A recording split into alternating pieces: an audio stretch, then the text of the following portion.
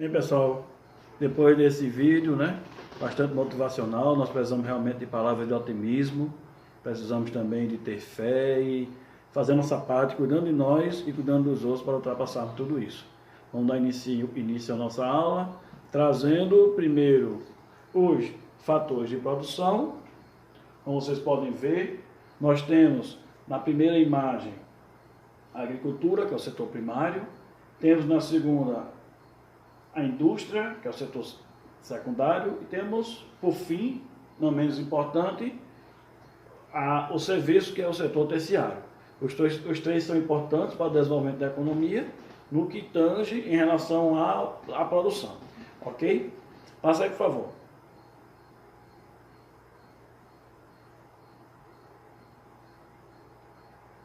Vamos definir agora microeconomia. Vamos lá, pessoal, trazer microeconomia. Microeconomia estuda o comportamento econômico individual de consumidores, firmas e indústrias, bem como a distribuição da produção e rendimento entre elas. Tá? Diante desse contexto, procura principalmente estudar os processos de formações de preço e negociações entre os agentes econômicos. Ou seja, a microeconomia ela é essencial para o desenvolvimento da economia como um todo, porque a gente estuda o pequeno, do individual a gente chega para o macro, que é os nossos próximos assuntos, que é macroeconomia. O nosso foco no nosso curso é trabalhar a formação de preço e o sistema de produção, ok? Hoje iremos entrar nos agentes econômicos para seguirmos em frente. Preste atenção, vamos lá, passa por favor.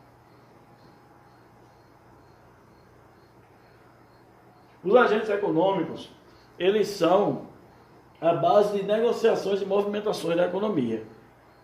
Sendo a economia capitalista ou planificada socialista, todos eles são importantes para o desenvolvimento. Percebam, como eu já mostrei na sala de aula, que nós temos aqui as organizações, os consumidores, o governo e o mercado externo. Ok? Dentro desse contexto, a gente percebe que as organizações são as empresas, lógico, os consumidores somos todos nós, o governo são a administração pública, e eles têm entre si, dentro do mercado interno, todas as negociações que fazem com que esse ciclo, essa corrente econômica funcione. Certo? Percebam que consumidores dependem das organizações para consumir, assim como as organizações dependem dos consumidores para vender. E o governo precisa de ambos para cobrar impostos e trazer estradas de desenvolvimento para os consumidores. Toda essa parte interna, considerando a globalização, está o tempo todo atrelada com o mercado externo. Aqui, considerando o Brasil, seria toda a administração da economia no Brasil, e aqui seria do restante do mundo, a começar pela América Latina. Ok, gente? Se qualquer um desses não funcionar como deveria, o que acontece com a economia? Ela começa a ter problemas. Se eu, por exemplo, não consigo produzir o suficiente na parte das empresas, vai faltar mercadoria, e ao faltar mercadoria não vai ter consumo e as empresas não vão conseguir mais trabalhar. Se eu também, por outro lado, recebo os impostos das empresas, que é a parte do governo, e não aplico no desenvolvimento do país, o que é que vai acontecer? As empresas vão aumentar o custo, porque você para produzir vai gastar muito mais, e vai repassar esse custo para o consumidor. Vai chegar um momento que o consumidor não vai conseguir mais consumir o que se gastava antes. Resultado disso, queda, recessão, desemprego. Então, esses elos da corrente, os agentes econômicos são primordiais também para o desenvolvimento da nossa economia. Ok? Pode passar.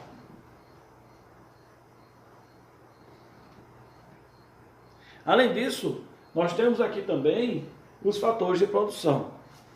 Vocês fizeram um exercício sobre os fatores de produção ainda na sala de aula. Então, vamos fazer uma revisão aqui. Fatores de produção, ou fatores produtivos, eles são os itens necessários para se produzir em qualquer economia, certo? E eles são divididos, de modo geral, em três grandes partes. Você vê trabalho, que é o trabalho humano dentro do processo, certo? A gente, em economia, não considera trabalho nem de máquina, nem de animais. O trabalho aí é só humano. Máquina e animais fazem parte do capital, certo? Nós temos também a parte de recursos naturais. Vocês podem ver aqui, ó, recursos naturais, que é a própria terra, é onde você extrai tudo que é necessário para a matéria-prima, para poder desenvolver e produzir, certo? Esses dois, trabalho e recursos naturais, é o que a gente chama de fatores de produção originais, ou originários, porque já existia na terra, né? A terra em primeiro lugar e o trabalho logo após, quando o ser humano começou a se desenvolver, certo? E o capital, vou passar para o lado de cá, vou acender o slide aqui para vocês. O capital, ele é todos os bens e os meios de produção necessários para que você consiga trabalhar e extrair os bens que nós precisamos para sobreviver dos recursos naturais através do trabalho, certo?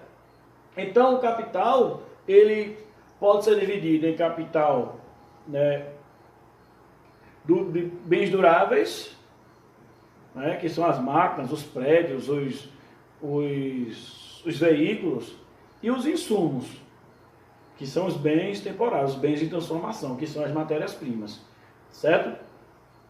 Esses três montam os fatores de produção, apesar de terem alguns autores que consideram que não entra esse item nos fatores de produção. Para eles só existe o capital mais o trabalho, uma vez que todos os recursos naturais da terra já podem ser considerados como capitais, certo? De fato, tem razão os autores que pensam dessa forma, porque você pode negociar praticamente tudo hoje dos recursos naturais da terra. No entanto, se você considerar os três como fatores de produção, ou só capital e trabalho, considerando os recursos naturais dentro de capital, todos os dois estão corretíssimos, tá?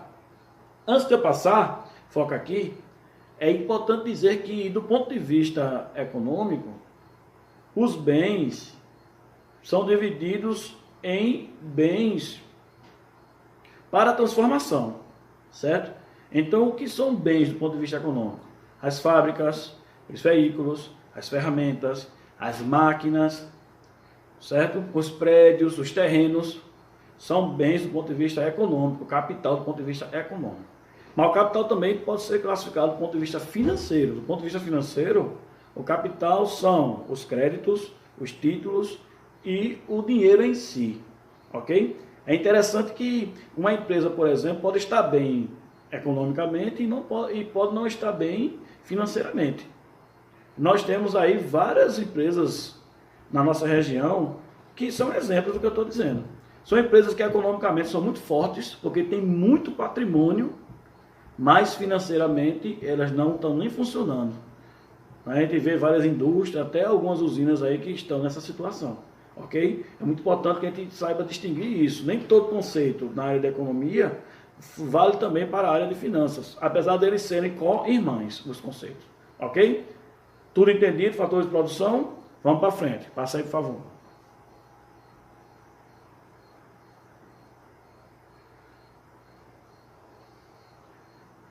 O próximo conceito que nós vamos trabalhar é a lei da oferta e demanda.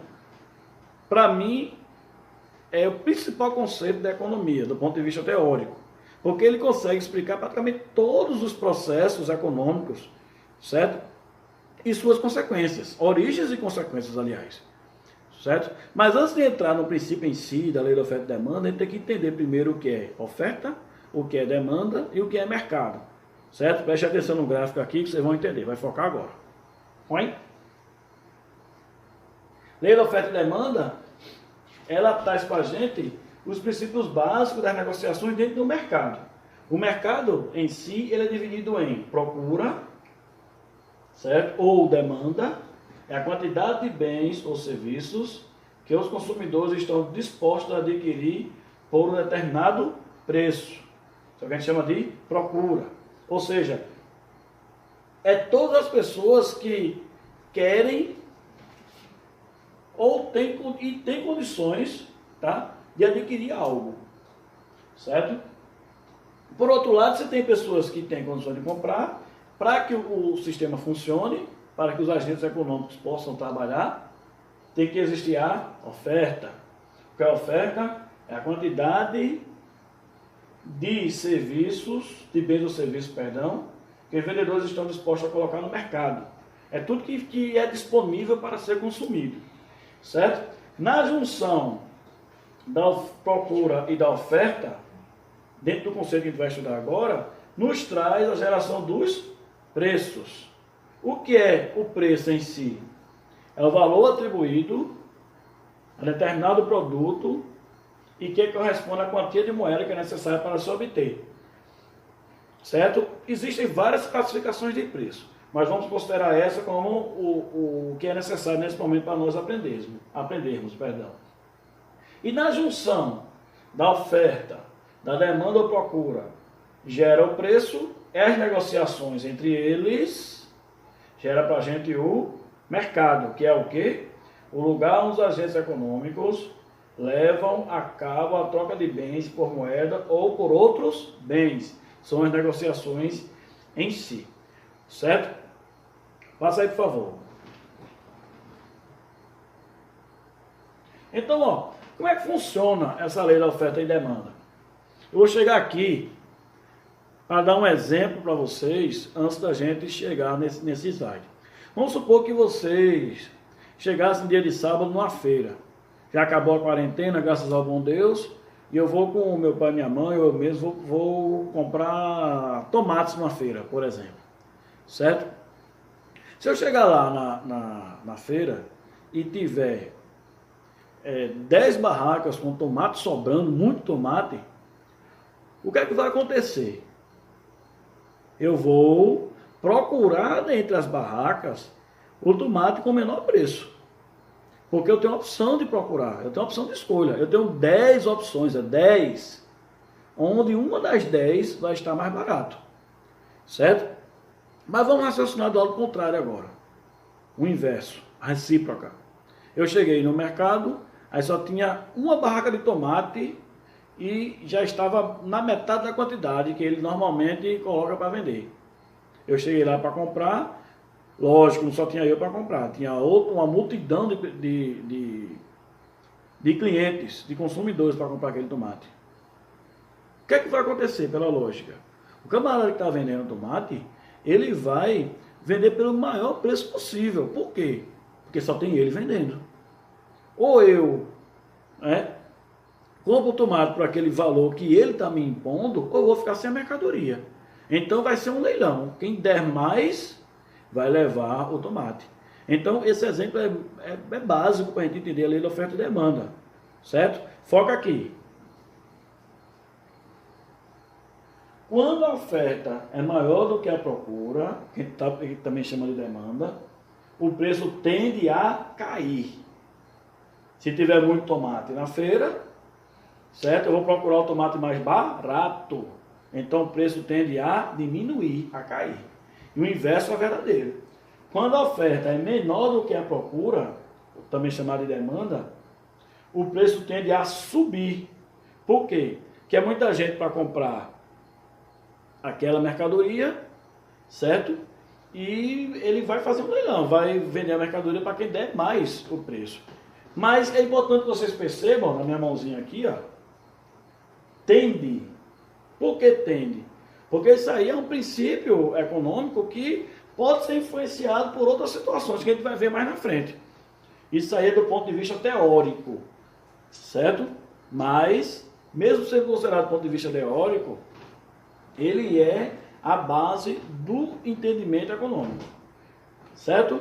Então, se vocês querem ser bons administradores, é necessário que vocês entendam a lei da oferta e demanda, que vale para todas as situações. Até para o mercado de trabalho, por exemplo. Se tiver poucas vagas no mercado de trabalho, certo? Eu vou pagar menos para alguém trabalhar para mim. Por quê? Porque vai ter muita gente precisando de emprego e eu vou pagar menos para as pessoas que queiram trabalhar. Se tiver muita vaga na minha empresa e poucos pretendentes, e tiver vaga também em outras empresas, a oferta é muito grande, aí o funcionário só vai trabalhar comigo se eu oferecer um salário maior do que a outra empresa. Beleza? Tudo entendido? Vamos para frente.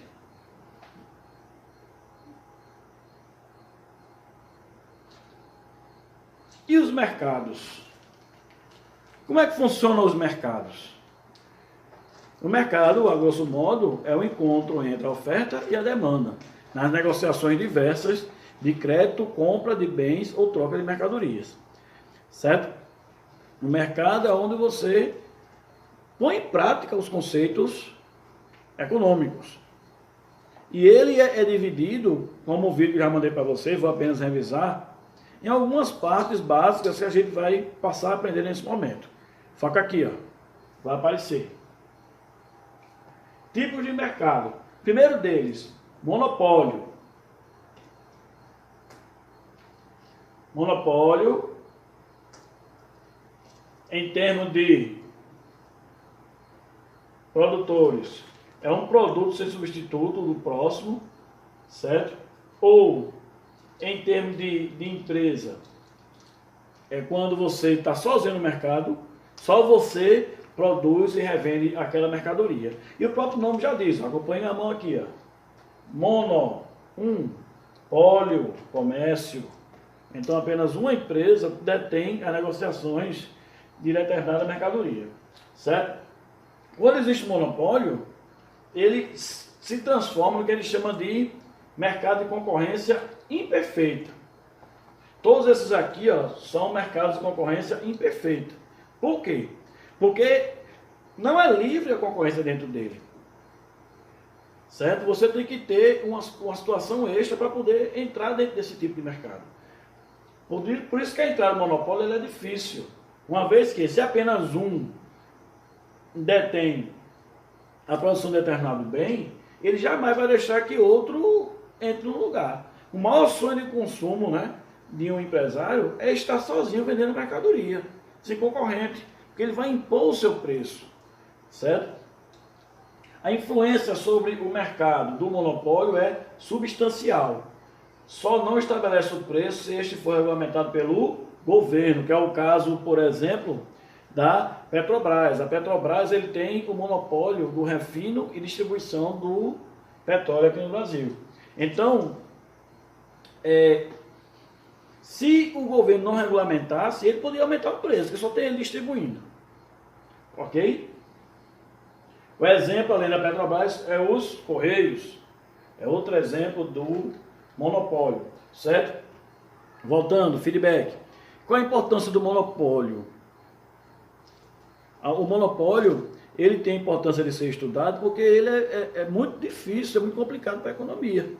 Porque vocês imaginem, vamos supor que somente um empresário de determinada cidade vendesse supermercado, materiais diversos de alimento e vestuário, materiais básicos.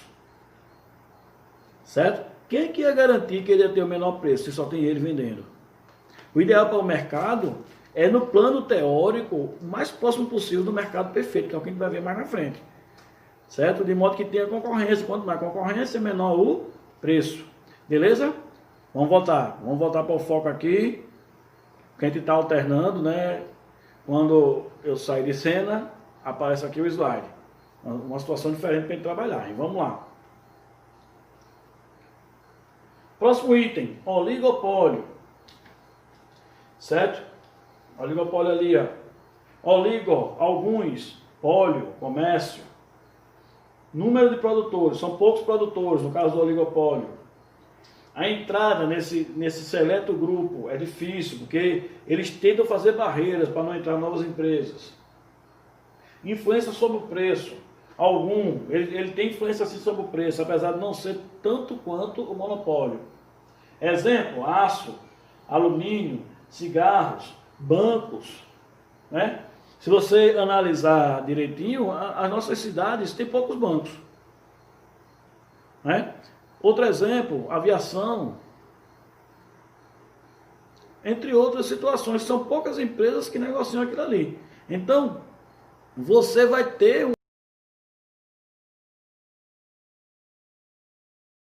4 ou 5 para escolher. No entanto, ainda é limitado, eles ainda influenciam o preço, porque são poucas escolhas. Nós vamos ver mais na frente que eles podem praticar o que a gente chama de cartel e virar na prática um monopólio, certo? Vamos voltar. Concorrência monopolista. Número de produtores. Muito poucos produtores, porque o produto é diferenciado. Perdão, gente. Muitos produtores, produto diferenciado, perdão, são muitos produtores. A entrada é fácil, qualquer empresa entra nesse tipo de mercado. A influencia pouco no preço, já que tem muitas empresas. E normalmente ocorre no comércio varejista, certo? Mas o que é concorrência monopolista? É quando você tem mercadoria muito semelhantes e que o que vai diferenciar a compra do consumidor vai ser a marca, vai ser o monopólio da marca, junto com as ações de marketing. Exemplo, comércio varejista, sandálias, vamos supor, sandálias. Estava até analisando aqui essa questão da sandália, estou até procurando a minha, eu até perdi. Mas voltando, sandálias. As sandálias, o que a gente chama de havaianas, as sandálias de dedo, que isso aí já é uma determinação da marca, porque ela tem outro nome, ela não se chama havaiana, havaiana é a marca. Elas são muito semelhantes. Inclusive os formatos, a estrutura, a fabricação é muito parecida mesmo. Mas por que você escolhe a havaiana ou não do pé, ou no Ipanema? Por causa da marca.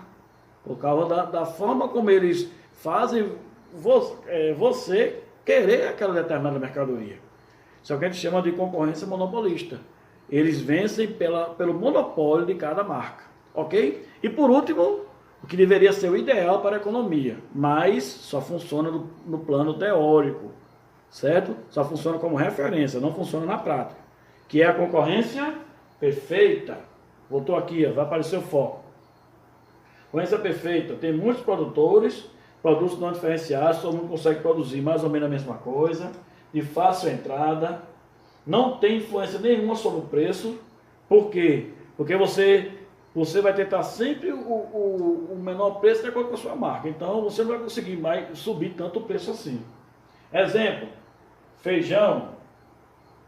O feijão está dentro da concorrência perfeita do ponto de vista teórico, porque você consegue ter feijão de várias marcas, de vários tipos, então facilita a concorrência. No entanto, é bom dizer que a concorrência perfeita, na sua essência, só existe no plano teórico, né? Porque no plano prático tem sempre uma ou outra empresa que consegue se sobressair sobre as outras e diminuir esse equilíbrio da concorrência.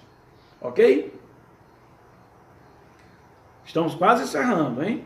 Passa aí, por favor, meu amigo.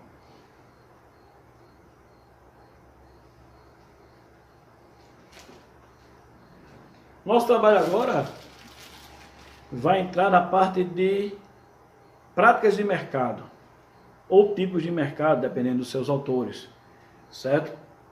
As práticas de mercado são situações que as empresas fazem para tentar diminuir cada vez mais a concorrência. Os oligopólios tentam se transformar em monopólios.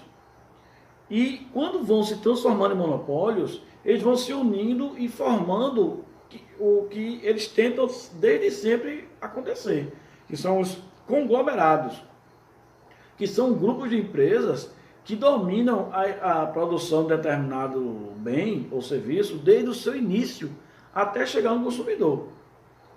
Certo? Nós vamos ter um exemplo mais na frente sobre isso. Primeiro deles, vamos estudar cartel. Prestem atenção aqui, ok? Cartel.